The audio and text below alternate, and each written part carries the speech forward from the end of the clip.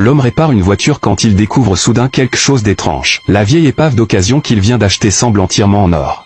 En ponçant la peinture, le métal en dessous brille d'une couleur or éclatante. Pour vérifier son soupçon, il accélère le ponçage. Effectivement, de plus en plus d'or apparaît. Excité, il ouvre le capot, gratte fort la surface, et constate que partout où il gratte, la couche de base est toujours de l'or étincelant. À ce moment, il réalise quelque chose de stupéfiant, cette voiture est définitivement en or massif. Cette fortune soudaine l'excite énormément, mais poussé par la cupidité, il n'en parle à personne. Au lieu de cela, il repeint rapidement les zones exposées, puis scie une section du pot d'échappement, pour tester si c'est vraiment de l'or.